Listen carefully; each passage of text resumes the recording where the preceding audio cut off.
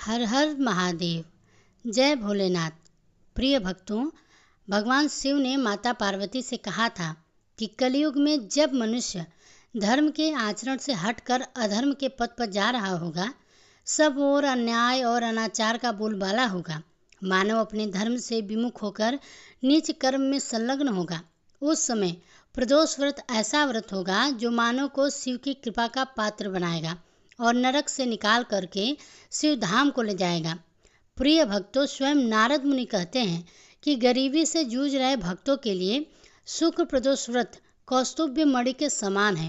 प्रदोष व्रत वह अमूल्य रत्न है जो जीवन को धर्म, अर्थ, काम और मोक्ष चारों पुरुषार्थों से समृद्ध करता है। यही वह प्रदोष काल अर्थात संध्या का समय है जब देवों के देव महादेव अपने भक्तों के बीच प्रकट होते हैं और भक्तों के द्वारा किए गए छोटे से भी छोटे अनुष्ठान, पूजा पाठ, जप तप तथा कथा के श्रवण से अतिशय प्रसन्न होते हैं। तो आज शुक्र प्रदोष व्रत है और आप सभी श्रवण कीजिए शुक्र प्रदोष की बहुत ही पावन एवं दुर्लभ व्रत कथा, जिसे सुनने मात्र से व्यक्ति के समस्त पापों का नाश होता है और व्यक्ति अपने जीवन में सुख समृद्धि को प्राप्त करता है। तो चलिए कथा को सुनाना प्रारंभ करते हैं। तो बोलिए एक बार सच्चे मन से ओम नमः शिवाय, पार्वती पतये नमः, हर हर महादेव। तो आइए अब कथा का श्रवण करते हैं।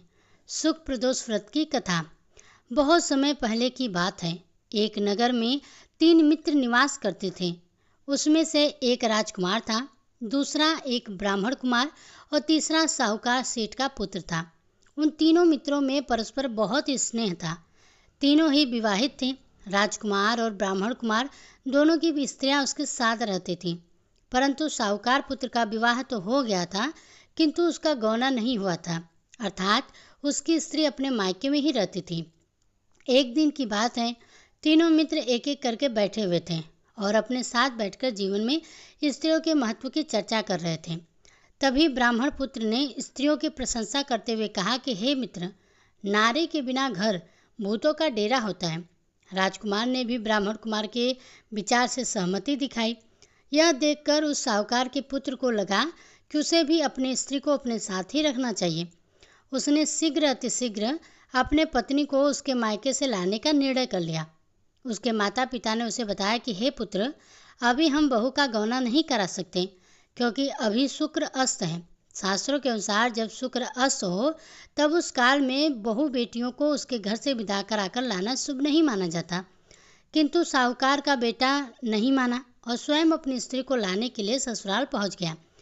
जब वह अपनी स्त्री को लाने ससुराल पहुंचा तो वहां उसकी सास और ससुर ने उसे बहुत समझाने का प्रयास किया कि शुक्र अस्त हो तब बेटी विदा नहीं की जाती। हे दामाद जी, आप अभी के लिए रहने दीजिए। किंतु वह नहीं माना और उसकी जिद के आके उसके ससुराल वालों को झुकना पड़ा। बेटी के माता पिता को अपनी पुत्री को उसके पति के साथ विदा करने के लिए विवश होना पड़ा। साहूकार का पुत्र जब अपनी स्त्री को लेकर चला तो उसे मार्ग में कई प्रकार की समस्याओं का सामना करना पड़ा। नगर से थोड़ी दूर आगे निकलते ही बैलगाड़ी का पहिया निकलकर कहीं दूर चला गया और बैल की टांग टूट गई और वे दोनों पति पत्नी नीचे गिर गए। उन दोनों को काफ़ी चोट आई। अपने आप को संभालते हुए वह दोनों पैदल आगे बढ़ने लगे तो मार्ग में उन्हें डाकुओं ने पकड़ लिया और जो भी उनके पास धन गहने वगैरह थे सब लूट लिए। जैसे तैसे करके साहूकार का पुत्र अपनी स्त्री के साथ अपने घर के निकट पहुंचा तो वहां उसे एक विषैले सर्प ने डस लिया। साहूकार ने जब देखा तो उसने शीघ्रता से एक वैद्य को बुलाया। वैद्य ने जब उसका परीक्षण किया तो बताया कि सेठ जी, विष के प्रभाव से 3 दिनों के भीतर ही आपके पुत्र की मृत्यु हो जाएगी। इसका बचना संभव नहीं है। यह सुनकर साहूकार के घर में शोक की लहर दौड़ पड़ी। उसकी पत्नी हाय हाय करके रोने लगी। उसकी माता छाती पीटकर जमीन पर लोटपोट के दहाड़े मारने लगी। साहूकार को तो मानो कलेजा ही धक से कर गया हो। पूरे घर में शोक का मातम सा लहर गया। जब यह बात उस साहूकार के पुत्र के मित्रों को पता चली तो वह दोनों वहां आ गए।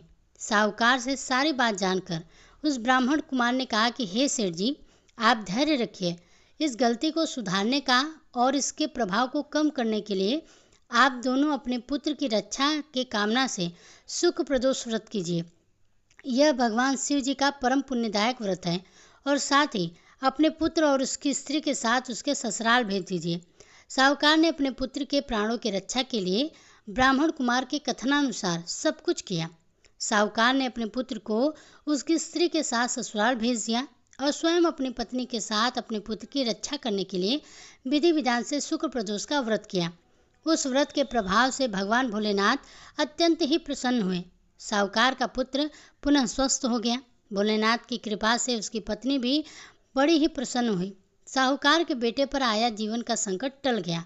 जब शुक्र उदय हुआ तब साहूकार का बेटा अपनी पत्नी को लेकर पुनः अपने घर सकुशल लौट आया। शुक्ल प्रदोष व्रत के प्रभाव से उसके सभी कष्ट दूर हो गए। तो प्रेम से बोलिए हर हर महादेव, जय भोलेनाथ।